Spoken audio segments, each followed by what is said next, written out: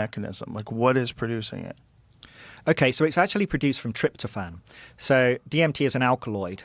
And alkaloids are all produced from amino acids. So tryptophan is first converted to tryptamine. This is called decarboxylation. You remove a carbon dioxide molecule and you got tryptamine. Mm-hmm. Now here you can go in a number of different directions. You can go to serotonin, which is 5-hydroxytryptamine, or you can go to DMT. You just simply add two methyl groups, two carbon atoms. And so what is adding these things? So there's an enzyme called indole ethylamine N-methyltransferase, or INMT for short. This is the key enzyme for DMT production. It adds these two groups, these methyl groups, to tryptamine, which is produced from tryptophan, to produce DMT. And tryptophan is produced from? So tryptophan is one of the essential amino acids, so it is something you consume. Do people take tryptophan as a dietary supplement in order to increase the potency of their experiences? Some people do. I don't think it would have an appreciable effect, but Okay. I mean, people take tryptophan for lots of reasons. So this process, what makes you think that this is a size-dependent process? Because just because this gland is so tiny, why can't it do it? Okay, well, there's a number of things. First of all, it's just there's orders of magnitude. I mean, a gland that is designed to produce nanograms or micrograms of something, to ask it to produce 1,000 times more of an entirely different molecule is quite an ask. However, that's not the only reason. There's actually been a study recently in the last, I think, 3 or 4 years that looked at DMT levels in rat brains in real time.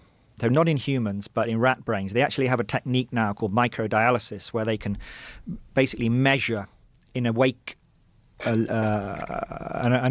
moving, normally behaving rat. They can measure the levels of DMT in its brain.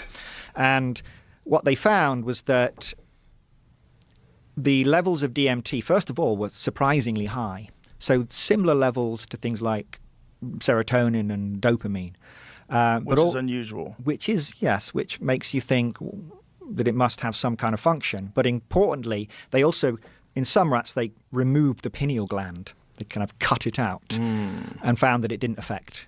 So we don't need the pineal, in other words. All brain cells, all neurons can probably produce DMT. The lungs can almost certainly produce DMT. Why do you think that the pineal gland had this role in ancient mysticism?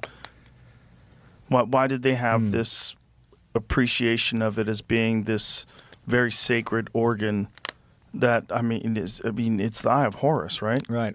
I mean, it certainly looks like it. It look like the Eye of Horus looks exactly like a cross-section of the pineal gland. Yeah, I mean, it sits right in the center of the brain as well. Right. It's kind of unusual, as you say. It looks like a little tiny pine cone. Like, where did they come up?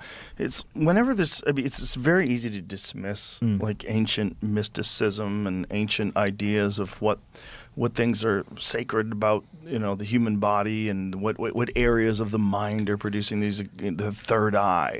That's how it was always described. But I don't want to. It's too weird. So I go, wait a minute, before you dismiss, because it's fun to dismiss things like, they didn't know anything. Like, how do we know that they weren't on to something? Like, maybe there is a role that plays in not normal DMT production, but in the big dump that you get before you die. Like when you have a near-death experience, maybe that has to be, maybe that's the kill switch. Maybe that's the big dump switch. You know what I mean? Like if no one's ever put it like that before. Because if you think about, it's the seat of the soul, right? If that is where the soul is like connected, that's where the soul is like anchored into this physical reality. And if you're gonna die, if you have a near-death experience, something has got to go. All right, boys, this is not a drill. Let her go. And then that's what a lot of people think is happening when people have near-death experiences. There's a lot of very bizarre aspects of it, but one of them is the uniformity of their experiences. There's a lot of very similar experiences, very similar. You have, with anything, you have variables that people may or may not be adding onto their own, because people love to tell a good tale, and why miss out on a chance when you've had a near-death experience that was profound to maybe add a little to it, make it a little bit more exciting. But the overall kind of framework of the experience is very similar. And I often wonder, like, what is that? Like, I have a friend who was in a car accident and had a near-death experience and said that when they came back, they had no fear. Like, for that moment, I mean, they can fear now, but like no fear at all about dying, no fear at all about life, and that this was this very weird, transformative journey where they went to another place, and then they returned. But it was very real. It felt very, to the point where all of their anxiety, even about the car accident, being knocked unconscious and all that stuff, all went away. Yeah, I think the near-death experience connection to DMT is very interesting, because Rick Strassman, of course, in the 90s, when he wrote DMT, the spirit molecule, he hypothesized that, in fact, at the point of death, DMT is released by the pineal, and it kind of acts as the conduit by which the soul exits the body and enters the afterlife. Yeah. And, of course, that was, largely speculation. It was just a hypothesis. But in recent years, there's been some really fascinating work showing that DMT actually, if you take some neurons, a culture of neurons, for example, brain cells, which are very sensitive to oxygen levels. So if you deprive neurons of oxygen, they die very quickly. This is why strokes can be so rapidly devastating. If the brain becomes deprived of blood and oxygen, then the brain cells start to die. But in the presence of DMT, they live a lot longer. So they're kind of protecting the brain against hypoxia. Now, when does the brain enter a hypoxic state? During the dying process, right? This is when, as your cardiovascular system starts to collapse, your respiratory system collapses, the brain becomes deprived of oxygen, and this is precisely the time when you want the brain to be flooded with DMT just in case you come back, to protect the brain from the lack of oxygen. So that suggests a clear and obvious link. And if you kill rats, actually, again, I was referring to this microdialysis experiment. If you kill a rat whilst measuring DMT levels, as the rat dies, the DMT levels spike. So it suggests that the rat is also maybe having Tripping balls. an actual death experience. Yeah. I wonder if they come back as a person. Yeah. Come back as a But it does healthcare suggest, executive. right? It does suggest that there is maybe some link there. But what it doesn't explain, of course, is why this molecule would be so profoundly visionary. Right. That's still kind of a mystery. Are you being kind of given access to wherever you go after death? Is it a vision of what happens to you later on? That's it. But the question to me, my question rather, was not. Are we sure it's a vision, or is it a gateway? Or are you entering into a non-physical space that has its own laws, that it's very different, but it is a reality? And it's not that it's a vision, not that it's a hallucination or a visionary representation, or that you're even constructing this reality, but you're entering into a completely different dimension that has laws that are very different than the dimension that we find ourselves in right now. Okay, so what I think is that I don't think with DMT that you're going anywhere as such. I think, as I said, the world you experience is always represented in the brain, and that must apply, I think, in the DMT state.